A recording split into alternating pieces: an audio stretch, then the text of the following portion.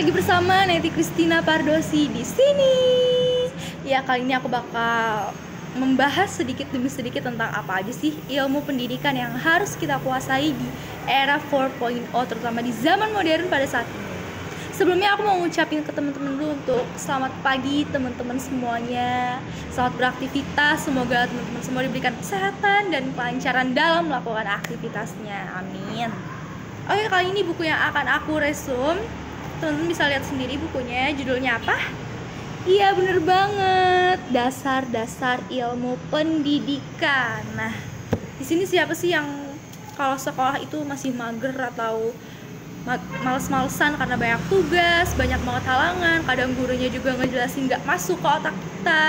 Itu tuh udah masalah yang bener-bener sering banget kita temui ya di dalam dunia pendidikan. Tapi kali ini aku bakal kasih tahu ke teman-teman semua gimana sih caranya kita memahami dasar-dasar ilmu pendidikan itu secara menyeluruh tapi tetap bisa singkat. Jadi kita bisa memahami dasar-dasar ilmu pendidikan itu seperciknya aja tapi udah mendasari, udah termasuk ke dalam semua aspek tentang ilmu pendidikan.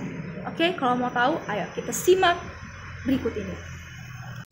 Oke, tentang ilmu pendidikan. Siapa sih di sini yang hobinya nggak suka belajar? Oke teman-teman, sekedar informasi doang. Kalau yang namanya pendidikan itu nggak harus tentang kita baca buku, beli buku, nulis, ngetik-ngetik di laptop dan lain-lain segalanya. Karena yang namanya belajar itu merupakan hal yang harus kita dukung atau hal yang harus kita latih sejak dini. Nggak harus tentang pengetahuan, tapi bisa juga tentang keterampilan. Nah, di sini aku mau ngasih tahu teman-teman bahwa yang namanya ilmu pendidikan itu bisa kita pupuk sejak dini. Kayak gimana sih caranya?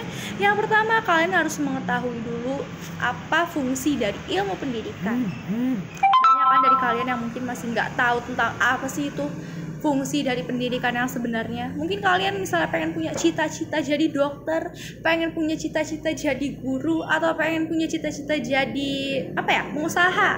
Nah, dari cita-cita itu kan kita bisa dapat gambaran ya teman-teman, kita pengen jadi apa. Jadi langkah pertama yang harus kita lakukan tuh apa? Nggak mungkin kan kita pengen jadi pengusaha tapi kita malah ujung-ujungnya malas belajar, atau kita nggak ngerti pengusaha itu ngapain aja, yang ada kita malah tiduran, mager, dan lain sebagainya. Itu bukan ciri-ciri orang sukses, dan itu bukan ciri-ciri kita bisa meraih pendidikan kita lebih tinggi. Karena yang namanya untuk meraih cita-cita itu harus dibutuhkan skill dulu yang pertama.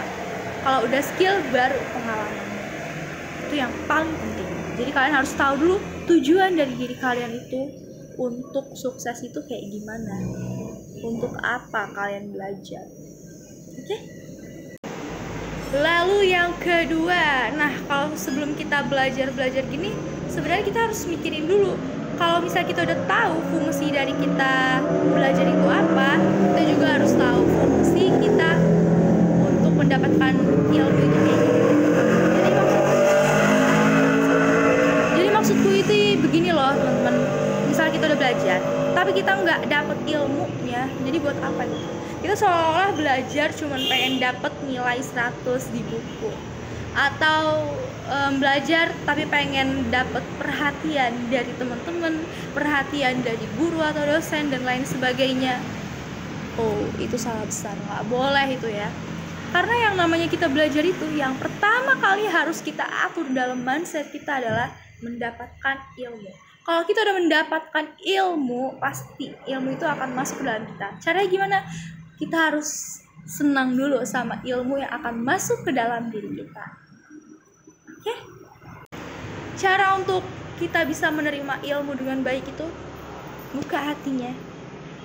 Berikan kesabaran yang full atas diri kita. Sebanyak apapun tugas yang si guru itu kasih, sebawel apapun guru itu suruh kita buat, simak ini, kerjain ini PR. Kamu ngerti nggak tadi saya ngomong apa? Harusnya kita bersyukur teman-teman, karena dari situlah kita berproses, karena dari situlah kita dilatih untuk menerima ilmu-ilmu yang akan datang ke dalam diri kita. Karena ilmu itu akan berarti banget loh teman-teman. Ilmu itu akan kita bawa sampai mati. Jadi nggak ada salahnya kita untuk terbuka dan respect terhadap ilmu yang kita dapatkan. Oke, bye-bye.